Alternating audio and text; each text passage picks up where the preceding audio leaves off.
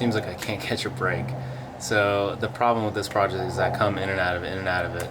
I'm not able to focus on this completely. So is life, right? Anyway, I still have a noise at speed around 35 to 40 miles an hour. I get this groaning noise.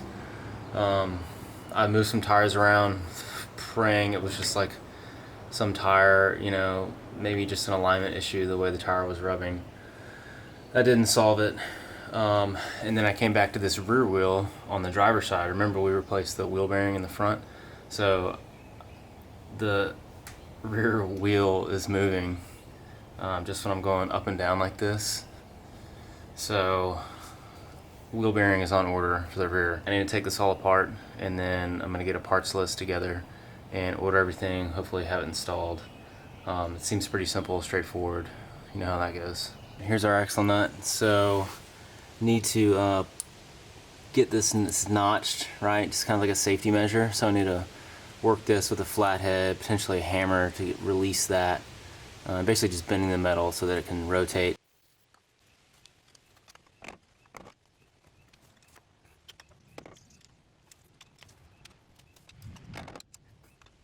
How did I get this off? So I started out with a bunch of tools just lying around. I had a punch, so going into the recess and actually punching the notch part out and away, that really wasn't at the right angle or good enough. I then moved to shaping my own flathead to actually match this shape to the recess shape here to try to punch it out. Again, I was just kind of moving the notch around, and it seemingly just really wasn't doing the right work. So then I went to Google and found that people, first of all, if you have an air hammer, there's like a special little tool that actually goes in here and like punches it out with like at an angle, and it like kind of removes it, and it looked like super easy. I don't have any of that. I ended up consulting with a friend, and he recommended, and they were saying to cut it off. And I originally was gonna get a Dremel, but then he was like, dude, just use your, little oscillating multi-tool. So this is a wood metal thing, and I just went at it and was able to cut away a lot of it. Again, I don't know if that was 100% necessary, but I really wanted to protect these threads right here. So doing that, it came off really easily. Another thing I had to buy was this 32 millimeter 12 point that matched up perfectly. PV blasted it a couple times over a couple hours. And it popped off like no problem. Welcome to my misery. So in an attempt to not take apart all these suspension components, I'm trying to, let me get my light for you. Excuse my kids, they're screaming at each other while I'm under here. So I ended up hacking up a 10 millimeter T-handled wrench.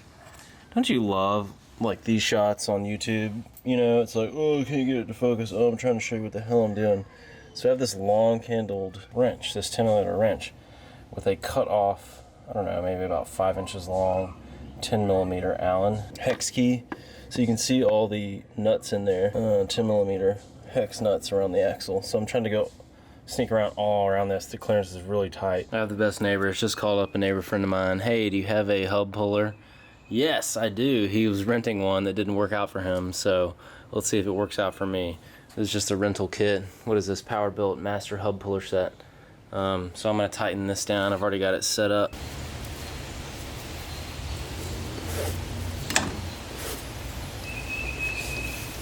Just kept tightening. The drive shaft itself was compressing a bit, but once it was actually loaded up, I was actually starting to go to work on this and pushing this out.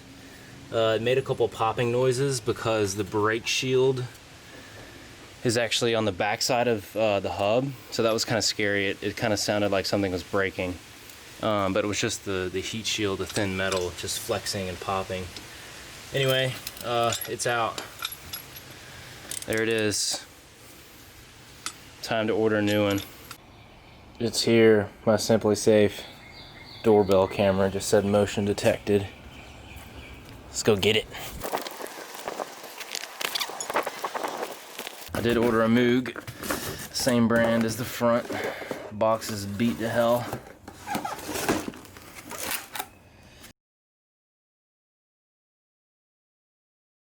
pretty similar.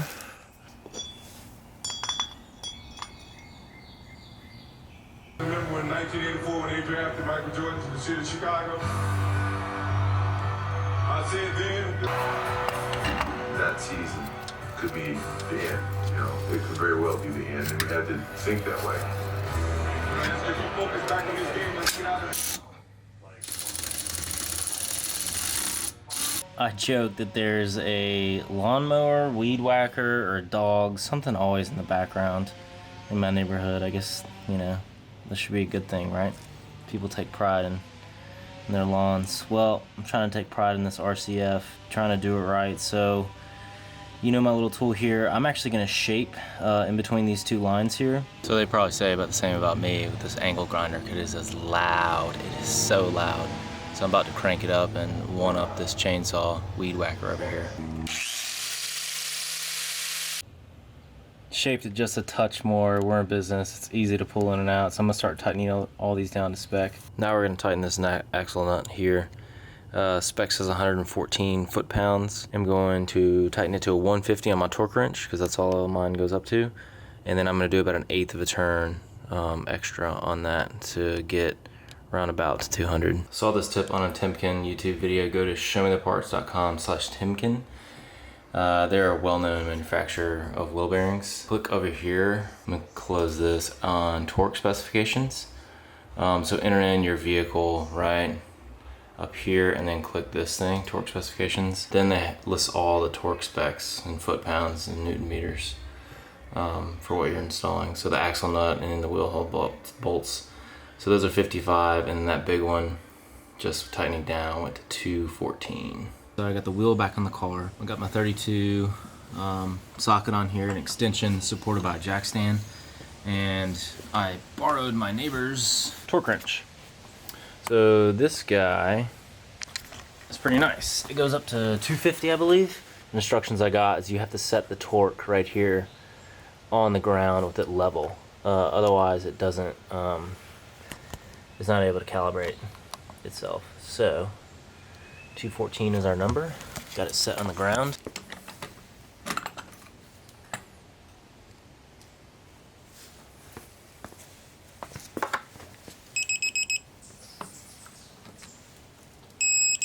Hey, well, I'm trying to figure out what to do here. I wanted to tell you what happened because I didn't get it on video. So basically take your chisel after you torque this down, the nut, take the wheel off, and then hit it with the punch with the hammer to notch it in there.